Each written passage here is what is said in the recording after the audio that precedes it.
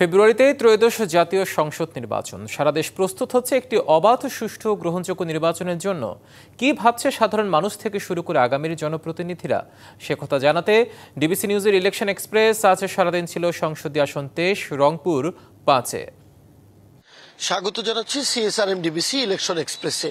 বাংলাদেশের দ্বিতীয় সর্ববৃহৎ উপজেলা মিঠাপুকুরের 17টি ইউনিয়ন পরিষদ নিয়ে গঠিত রংপুর 5 আসন। এই আসনের মোট ভোটার প্রায় 4.5 লাখ। ত্রয়োদশ জাতীয় সংসদ নির্বাচন তো কাছাকাছি চলে এসেছে।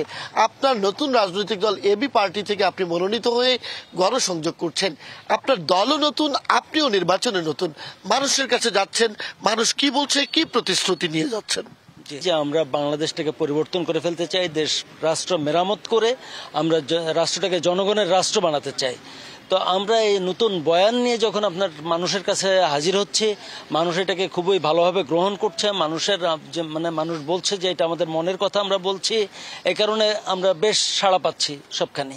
জাতীয় নাগরিক পার্টি যে সেকেন্ড রিপাবলিকের স্বপ্ন দেখে, যে নতুন বাংলাদেশের স্বপ্ন দেখে, সেই স্বপ্নকে সামনে রেখে আমরা একটা নতুন রাষ্ট্রকল্প বাংলাদেশের মানুষের সামনে হাজির করেছি এবং সেটা নিয়ে আমরা একদম গ্রাম পর্যায় পর্যন্ত এখন কাজ করছি। বিগত দিনে আপনারা জাতীয় পার্টি দেখেছেন, বিএনপি দেখেছেন, আওয়ামী লীগ দেখেছেন, এখন তারা পরিবর্তন চাচ্ছেন এবং ইসলামী দলকেই তারা ভোট দিতে চাচ্ছেন।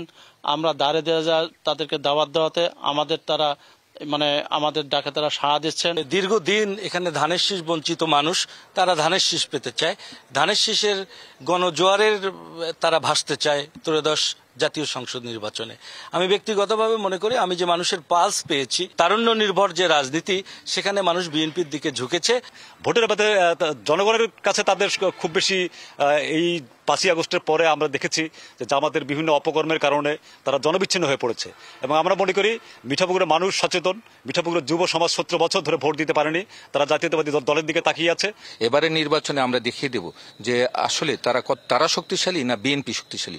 আমরা বিশ্বাস করি মিঠাপুকুর উপজেলা সাধারণ জনগণ তারা ঐক্যবদ্ধ রয়েছে। তারা ধানের শীষে আগামী নির্বাচনে ভোট দিয়ে তারা ধানের শীষের প্রার্থীকে জয়লাভ করবে। বিএনপিকে বেছে নেবে, কারণ জামাত বিগত আন্দোলন সংগ্রামে মাঠে ছিল না। জামাত আওয়ামী লীগের সঙ্গে আতাত করে এখানে চেয়ারম্যান নির্বাচন করছে, তারা ভাগ বাটোয়ারা করছে। কিন্তু বিএনপি এই ফ্যাসিস্টের সঙ্গে কোনো সমঝোতা যায়নি, তার আন্দোলনের মাঠে ছিল।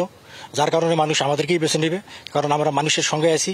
বাংলাদেশ জামাত ইসলামী সবার আগে এই দেশে প্রার্থী ঘোষণা করে এবং প্রার্থী ঘোষণার পর থেকেই আমাদের প্রত্যেকটা প্রার্থী গোটা এলাকায় চষি বেড়াচ্ছেন।